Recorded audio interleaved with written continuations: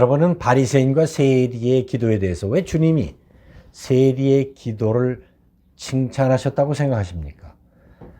바리새인은 종교적인 형식과 틀에 매인 그 시간과 장소를 중시하면서 늘 남을 의식합니다. 그러나 세리는 자신의 그 직업에 대한 갈등, 다시 말하면 죄인의 몸부림치는 모습으로 주님 앞에 엎드렸기 때문입니다. 이처럼 주님은 모든 기도자의 중심을 보십니다. 늘 습관처럼 한적한 곳에서 기도하시고 나온 주님께 제자들이 우리에게 기도를 가르쳐 달라고 물었을 때 주님은 너희는 이렇게 기도하라 라고 말씀하셨습니다. 예수께서 이르시되 너희는 기도할 때에 이렇게 하라.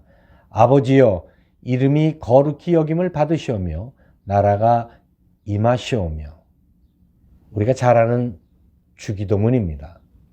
왜 주님이 친히 이렇게 기도문을 가르쳐 주셨을까요? 이는 단어 하나 철자법 틀리지 않고 잘 외워 기도하라는 뜻이 아니라 주님이 가르쳐 주신 그 기도에 분명한 원칙이 있고 그리고 주님의 의도가 담겨 있음을 말씀하신 것입니다. 첫 번째로 기도의 대상은 하나님이시라고 하는 사실입니다. 그래서 기도의 시작과 마침이 하나님의 나라와 의를 위한 기도여야 합니다. 두 번째, 우리의 육신적 필요에 대해서 기도하는 것이 지금까지 우리는 내 가족, 내 자녀, 또 나의 당면하는 모든 문제에 얽매여 있었습니다. 그런 방식이 아니라 우리의 일용할 양식, 다시 말하면 공동체적 필요에 대한 기도를 말씀하셨던 것입니다.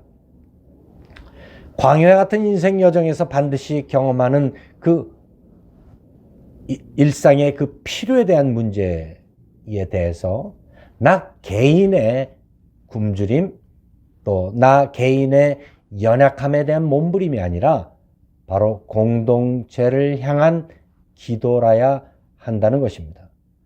아주 초라한 밥상을 대하고도 이것조차 대하지 못하는 누군가를 기억하며 기도해야 하는 이유입니다. 그리고 주님은 마지막으로 이 원수 그리고 죄와의 싸움도 공동체적 기도의 자세로 엎드릴 것을 강조하셨습니다. 이 마태는 서두에 누가가 아버지여 한 것에 우리 아버지여라고 해서 이 우리라고 하는 단어를 6번 거듭하는 반면에 누가는 5번 기록하고 있습니다. 이 5번의 우리가 우리에게 의미하는 것은 주님이 왜 두세 사람이 모여 기도하는 곳에 내가 그들과 함께 하겠다라고 하는 것을 깨닫게 합니다. 여러분, 아무리 내 개인적인 기도의 제목이라도 그곳에 우리라고 하는 나를 통해서 내 이웃이 상처받고 나를 통해서 내 이웃이 살아나는 것에 대해서 엎드려야 된다라고 하는 주님의 가르침이 있습니다. 그래서 온 가족을 위한 기도 그리고 교회와 민족의 부르짖음이 그 어느 때보다 필요한 때임을 우리는 깨닫게 됩니다. 일용할 양식에 대한 기도가 전적인 하나님 의존에 대한 엎드림입니다. 내 가족의 필요는 나의 필요이고 또 공동체의 필요 역시 내 필요입니다. 우리가 바라보는 시각의 차이를 느끼게 됩니다. 일용할 양식, 곧 날마다 성령님의 이끄시는 도우심을 구하는 것이 바로 우리의 기도입니다. 그리고 용서와 사랑, 그 죄의 유혹과의 끊임없는 싸움은 이 광야 같은 삶 속에 절대적인 것입니다. 이 광야의 여정이란 내부의 적과 그리고 외부로부터의 끝없는 도전과 갈등이 지속되기 때문에 정말 우리는 몸부림치며 성령 하나님의 도우심을 구하지 않으면 감당할 수 없습니다. 용서도 사랑도 바로 그 십자가 안에서 이루어졌기 때문에 그러한 십자가의 삶을 지는 공동체의 기도만이 하나님의 응답을 얻게 됩니다. 주님은 그 세 친구의 비유나 불의한 재판관의 비유 등을 통해서 늘 포기하지 않고 강청할 것을 바로 이어서 말씀해 주셨습니다. 한밤중에 찾아와 먹을 것을 달라는 친구나 자고 있는 친구의 문을 두들겨 음식을 청하는 친구, 그리고 도저히 친구로 여기고 싶지 않지만 끈질기게 요청하는 것 때문에 문 열어주는 그 친구 역시 정말 우리 주위에서 쉽게 볼 수 없는 아주 극단적인 예임에 틀림이 없습니다. 그래도 왜 주님께서 이처럼 극단적 비유를 통해 기도에 대해서 말씀하셨을까요? 그것은 그 주기도문을 통해 구체적인 기도의 내용을 가르치셨다면 이 비유를 통해 끝없는 인내의 기도를 말씀하신 것입니다.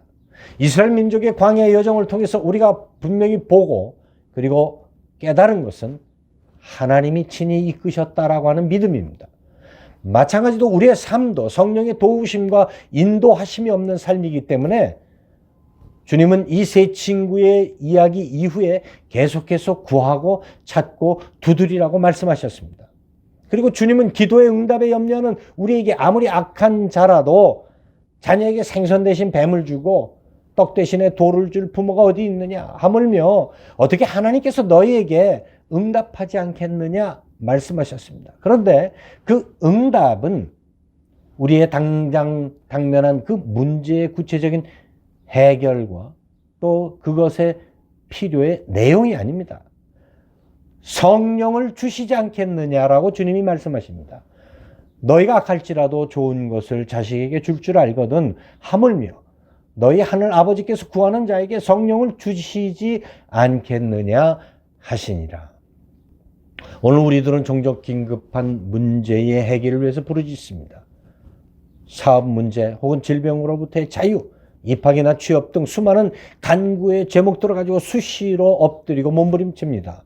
물론 이런 기도 제목들이 잘못됐다는 것이 아니라 이 모든 상황 속에 어떻게 성령의 이끌림을 받을 것인가를 구하라는 주님의 가르침이십니다. 성령의 이끌림을 구하는 방법은 문제 해결의 방법을 찾는 하우의 접근이 아니라 그 상황 속에 왜 나를 인도하셨는지 그 왜라고 하는 질문을 던지는 겁니다.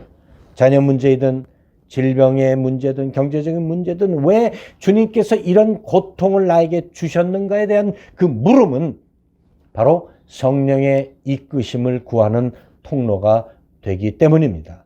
어떤 고난과 두려움의 상황 속일지라도 성령의 개인만이 최종적이고 궁극적 기도의 응답이 됩니다. 실컷 기도하고 돌아서서 누군가의 도움을 찾기 위해서 문을 두드리거나 내가 스스로 해결할 방법들을 찾기 위해서 고민하지 말고 성령께서 이끌어 주실 때까지 때를 기다리는 믿음의 삶이 필요합니다. 베드로가 옥에 갇혔을 때 그 성도들이 부르짖었던 기도가 바로 주님이 가르쳐 주셨던 기도였음을 누가는 이에 베드로는 옥에 갇혔고 교회는 그를 위하여 간절히 하나님께 기도하더라 라고 기록합니다. 각자가 골방에서 기도하는 것도 중요합니다. 그러나 그 기도 가운데 바로 내 가족과 공동체 그리고 이웃과 세계를 바라보고 품고 기도하는 그 기도가 너희는 이렇게 기도하라 가르쳐 주신 주님의 요청입니다. 기도는 내가 원하는 그 무엇인가를 이루는 쇼핑 목록이거나 마치 도깨비 방망이처럼 내가 구하는 것을 응답받는 도구가 아닙니다. 사도행전 2장은 주님이 가르쳐 주신 그 공동체적 기도의 실천을 하는 장소였습니다. 그들은 자신들을 박해하는 자들로부터 벗어나기를 기도하거나 교회 운영을 위한 그 필요한 그 어떤 것을 구한 그런 자리가 아니었습니다. 주님이 제자들에게 너희는 아버지께서 약속하신 그 성령을 기다려라. 이 자리를 떠나지 말고 엎드려라. 강청하는 기도를 할 것을 말씀해 주셨습니다. 500여 문도가 이 말씀을 들었지만 끝까지 인내하며 포기하지 않고 함께 기도했던 사람은 불과 120여 명뿐이었습니다. 하루 이틀 시간이 지나며 수에 함께 기도한 이들이 떠나고 마침내 10일이 되었을 때 성령이 그들에게 임했던 것을 우리는 기억합니다. 교회의 부흥, 놀라운 전대 열매들과 병고침과 그 풍성한 구제 역사, 이 모든 것은 성령 강림 이후의 결과입니다. 정확히 표현하면 기도의 응답은 주님이 가르쳐 주신 대로 성령 충만입니다. 그리고 이 성령 충만함을 통해서 우리는 놀라운 기적과 사랑의 증거들을, 그리고 우리가 애타게 부르짖었던 그 문제들이 실타래 풀리듯이 풀어지는 것을 보게 될 것입니다. 야고보 기자는 너희가 얻지 못하는 것은 구하지 않기 때문이고 구해도 얻지 못하는 것은 잘못 구했기 때문이다. 바로 저와 여러분을 향한 말씀입니다. 이제 우리 부부가 그리고 자녀들과 함께 온 교회가 공동의 기도 제목을 가지고 하나님의 나라가 이 땅에 이루어지기 위해서 성령의 개입을 구할 때입니다. 우크라이나의 전쟁터에도 양극화된 우리 한국의 현실, 그리고 심각한 총기 사고, 또 인종차별, 여러 가지 많은 아픔과 고통이 존재하는 이 미국과 온 세계를 위해서 우리는, 너희는 이렇게 기도하라는 주님의 말씀대로 엎드려야 할 때입니다. 남유다의 배교로 하나님의 심판이 가까워졌을 때 에레미야 선지자는 백성들에게 엎드릴 것을 외쳤습니다.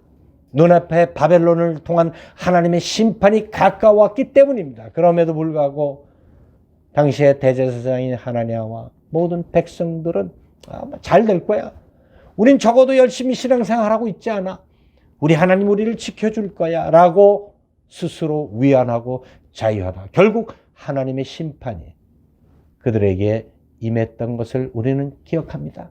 잘못 가르쳤던 제사장 하나냐는 즉사하게 됩니다. 예레미야의 외침입니다. 너희가 내게 부르짖으며 내게 와서 기도하면 내가 너희들의 기도를 들을 것이요 너희가 온 마음으로 나를 구하면 나를 찾을 것이요 나를 만나리라. 왜 주님이 우리에게 너희는 이렇게 기도하라 하셨는지를 깨닫게 됩니다. 우리 민족과 고통 가운데 있는 세계 곳곳에 성령께서 개입하셔서 하나님의 살아계심과 그리고 십자가의 도가 드러나기를 기도합시다.